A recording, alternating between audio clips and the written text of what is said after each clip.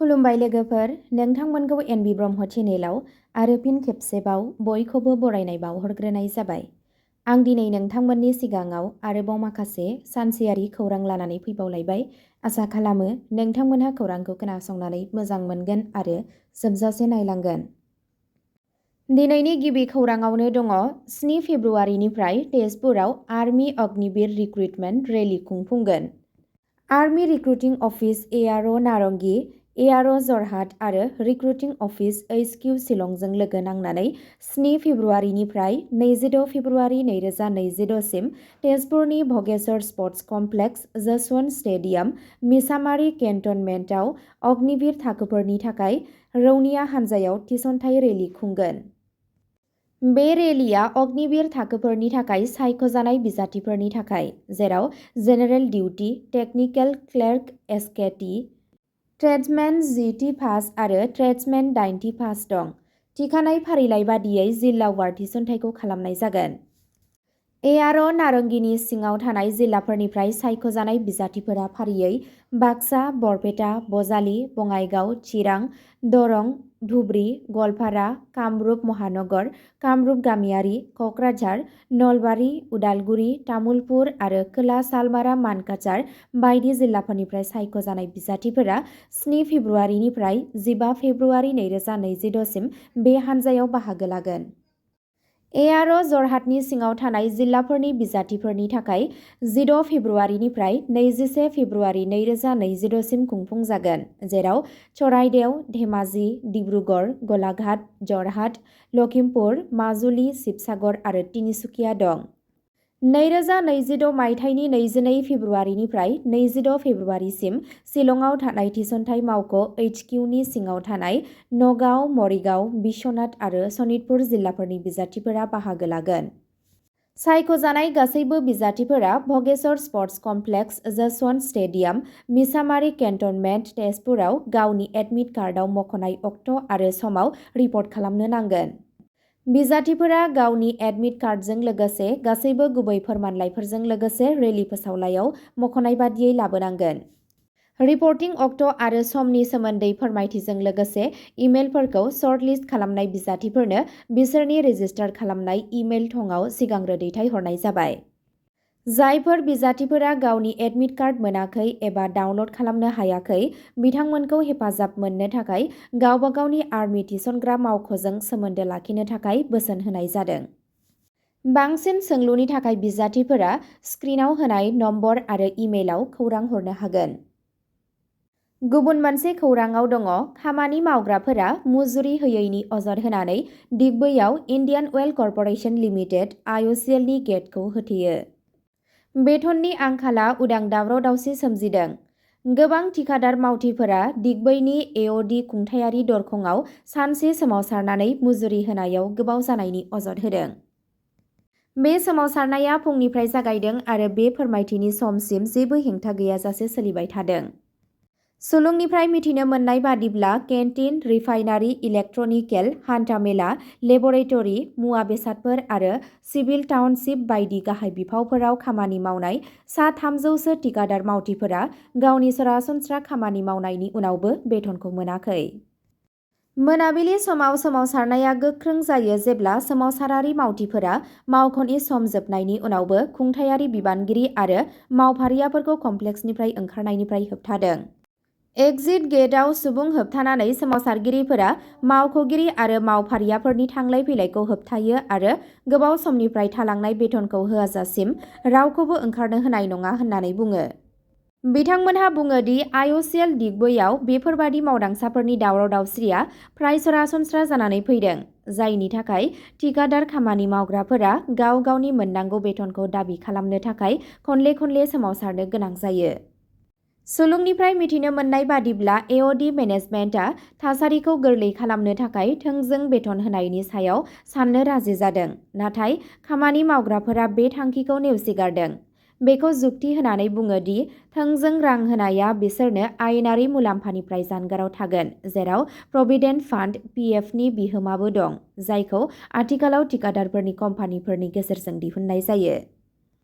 सोमावसारगिरिफोरा हुमखि होयो दि जुदि बिथांमोननि गोलाव समनि दाबिफोरखौ थाबैनो सुफुंनाय जायाब्ला सोमावसारनायखौ गोख्रों खालामनाय जागोन आरो गोलाव सम बारायनाय जागोन। थासारिया गोथौ जानायनि गेजेरावबो बे रिपर्टखौ दाखिल खालामनाय समाव IOCL-AOD सामलाय आफादनिफ्राय जेबो मावख'आरि बिबुंथि फोसावनाय जायाखै। गुबुन मोनसे खौरांआव दङ नगावआव साननि समाव लुथिनायनि उनाव चेन स्नेचारखौ खादों। नगाव टाउन आरो खाथि-खालानि ओनसोलफोराव चेन स्नेचारफोरनि थाखाय सोमजिनाय गिलु-बालु थासारिया थाद'नाय गैयाजासे सोलिगासिनो दं। समबारखालि शिबनगर कलंपार लामायाव सासे आइजोनि सनानि चेन लुथिनानै लांनाय जाथाया समबारखालि खौरां मोन्नाय जादों।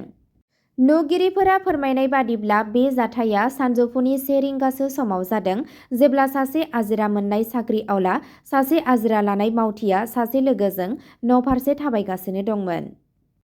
गंसे मटर साइकेलाव थानाय सानै सिनाय मोनै सुबुङा हरखाबनो नुजाफैयो आरो बिनि गोदोनानिफ्राय सनानि चेनखौ सिख'नानै जाथायथिलिनिफ्राय खारलाङो। गुबुन मोनसे खौरांआव दङ आयेन आरो आब्रुथिनि जेंनानि उनाव कक्राझाराव गोजोन जथुम्मा खुंफुंदों। थांनाय 10 जानुवारि खालि फुंबिलियाव कक्राझाराव सासे मेलेमारि बेंगुरा हिन्जावसाखौ जिनाहारि खालामनाय आरो बेनि उनाव मोनाबिलि समाव कक्राझार पुलिस थानानि घेराव जानायनि उनाव सोलिबाय थानाय आयेन आब्रुथिनि थासारिखौ नोजोर होनानै रबिबारखालि जिल्ला कमिशनार मावख'नि कनफारेन्स हलाव गोजोन मेल खुंनाय जायो।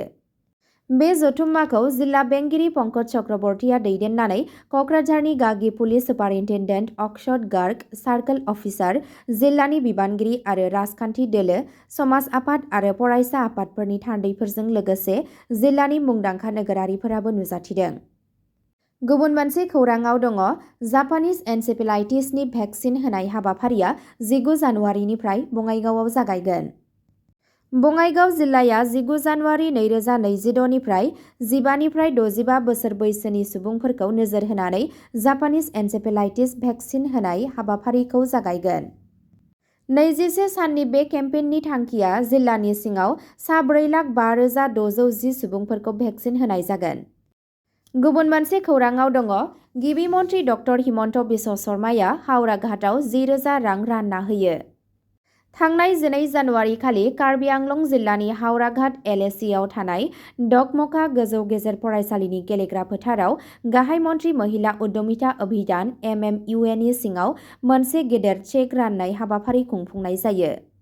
गिबि मन्थ्रि ड हिमन्त बिश्व शर्मा बिथाङा सेल्फ हेल्प ग्रुपनि आइजो फालांगिरिफोरनो 10,000 रांनि चिट मानि रानना होयो। बे हाबाफारियाव गासै 33,811 आइजो मुलाम्फा मोनगिरिफोरा हेफाजाब मोन्दों। बेयो दासिम गासै 76 LACआव गासै 18,52,922 गोहोगोरा आइजोफोरखौ लानानै 40 लाख मुलाम्फा मोनग्राफोरनि थांखिनि खाथिसिनाव सौहैदों। नुजाथिनाय मानगोनां सुबुंफोरनि गेजेराव KAACनि गाहाय तुलिराम रंहां, लकसभानि MP अमर सिंह टिस', जायगानि MLA दर सिंह रंहां, गोबां मावफुं सोद्रोमा, MSCs जिल्ला कमिशनार, SSP कार्बि आंलं, दोलोनि मावथि आरो गुबुन गुबुन मानगोनां सुबुंफोर दंमोन। गुबुन मोनसे खौरांआव दङ एन्जेल चाकमा बुथारनाय। नखरनि सुबुंफोरा CBIनि नायबिजिरनायखौ नागिरो, टिप्राम'था गाहायखौ लोगो हमो। देरादुनाव हारियारि गाग्लोबनायाव बुथारजानाय त्रिपुरानि एन्जेल चाकमानि नखरनि सुबुंफोरा बे जाथायनि सायाव CBIनि नायबिजिरनायखौ खालामनो खावलायदों। एन्जेलनि बिफा तरुणकान्ति चाकमाया समबारखालि आगरतलायाव टिप्राम'थानि गायसनगिरि प्रद्युत देबबर्माखौ लोगो हमो आरो CBIनि नायबिजिरनायखौ दाबि खालामो। एन्जेलनि बिफा, जाय मणिपुराव थिसनजानाय BSFनि सासे जवान, बिथाङा बुङो दि एन्जेलनि थैनाया दानसे बारलांबाय नाथाय नखरनि सुबुंफोरा बे जाथायनि सोमोन्दै जेबो खौरां मोनाखै। जों खोनादों दि 7 सुबुंखौ खानाय जादों नाथाय गुबै दायनिगिरिया दासिमबो खारखोमानानै दं। आंनि नखरनि सुबुंफोरा थाबैनो बिजिरनायखौ थि खालामनो थाखाय बे बुथारनायनि सायाव CBI नायबिजिरनायखौ लुबैदों होनना बिथाङा बुङो। गुबुन मोनसे खौरांआव दङ उदालगुरि जिल्लायाव 149.80 किल'ग्राम गान्जा जब्द। उदालगुरि जिल्लायाव आयेन बेरेखा फेग्रा मुवा फालांगिखौ गोख्रों नोजोर होनानै अरां पुलिसआ समबारखालि मोनसे गोख्रों अपारेसन खालामनानै अरां पुलिस थानानि सिङाव थानाय गेलाबिल ओनसोलनिफ्राय 149.80 किल'ग्राम गान्जा बोखांनो हायो। बे जाथायजों लोब्बा थानाय सासे सुबुंखौ हमनाय जादों। जोबथा खौराङाव दङ मणिपुर पेट्रल पाम्प बेरफ्रुनाय कांगली याउल कन्ना लुप केदारखौ हमबाय। गुबुनखौ नागिरनाया सोलिगासिनो। मणिपुरनि बिष्णुपुर जिल्लानि गंसे पेट्रल पाम्पआव बमा बेरफ्रुहोनाय जाथायजों लोब्बा थानायनि सन्देहआव मंगलबारखालि बन्द खालामजानाय हान्जानि सासे उदखारिखौ हमनो हायो।